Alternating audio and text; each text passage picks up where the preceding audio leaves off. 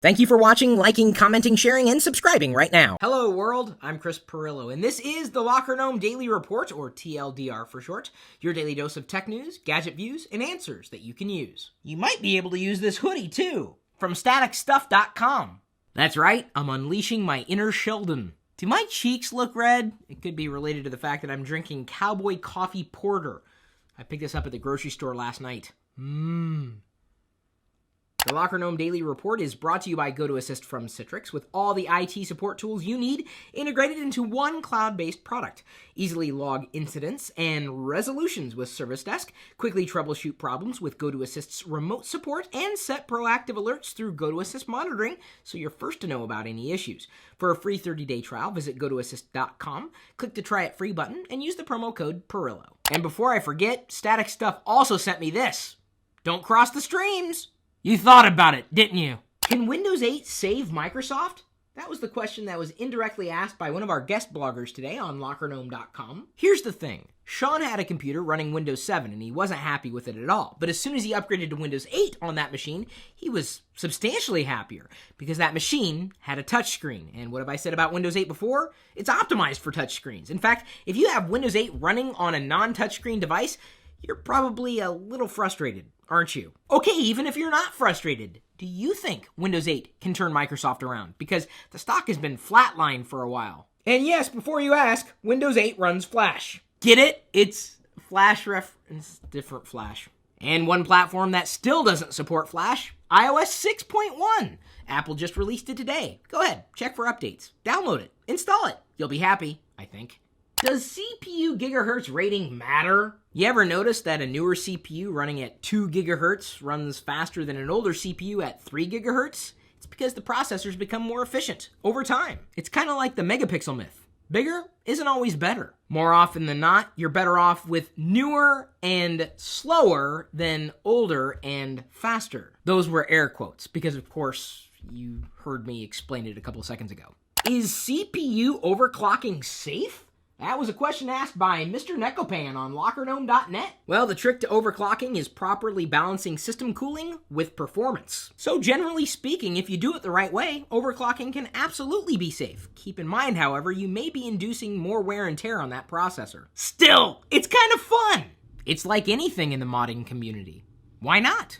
I know plenty of geeks who've never had a problem with overclocking, but they generally know what they're doing. Not to say you need something like adult supervision when you go to overclock a system, just that you may destroy the PC in the process.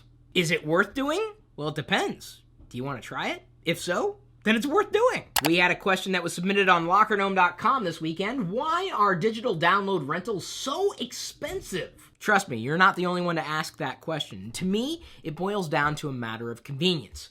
Tapping a button versus driving somewhere and picking up a physical disc. Eventually, content rentals will plummet. I mean, in terms of the value. I don't think the actual rate of rental will plummet.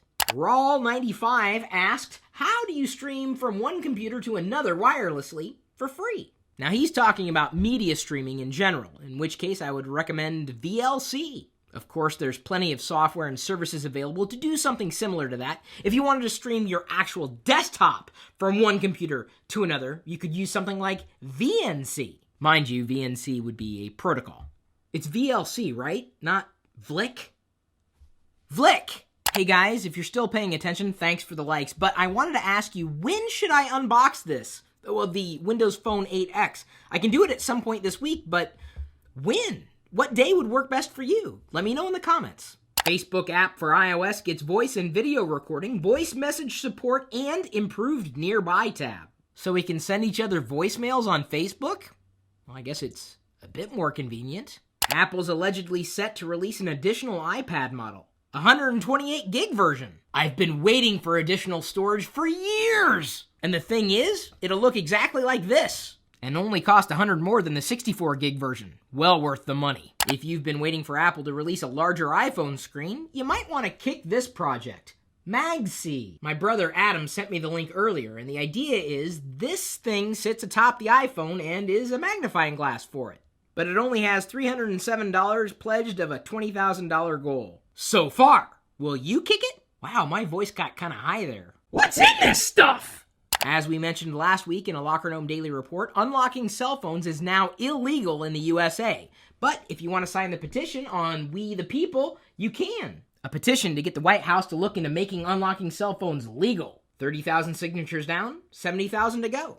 Will you add yours? It's like a digital signature. Really easy to do. You click a link. That's it. Kindle Fire scorching Android tablet market with 33% share. Really doesn't surprise me. And I gotta let you know that we're gonna be posting our Amazon Kindle Fire reviews this week at some point. I mean the new Kindle Fires, the Kindle Fire HDs. I know many people in my community don't really care for what Amazon had to offer with the Kindle Fire tablet, but well, most of the world did. And speaking of Amazon, Barnes & Noble is set to shut 200 plus stores over the next 10 years. Competition sometimes is a bad thing. For the most part, it's a good thing. I'm just saying that Barnes & Noble apparently won't be able to keep up with what Amazon's been able to do. Our question of the day is brought to you by GoDaddy.com. If you want to save any amount of money on your next purchase on GoDaddy, email me first, chris@Pirillo.com. I will send you my latest list of coupons. Andre Stan writes, Windows 8 hybrid laptops, are they worth the investment?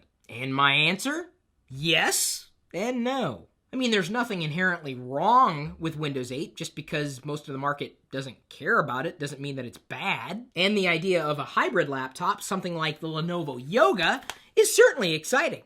If your portable computer is over 3 years old, it might be worth the investment to get a Windows 8 hybrid laptop. And to clarify, we're talking about laptops with touchscreens. And no matter which computer you choose to use, we appreciate all the support you give us every single day.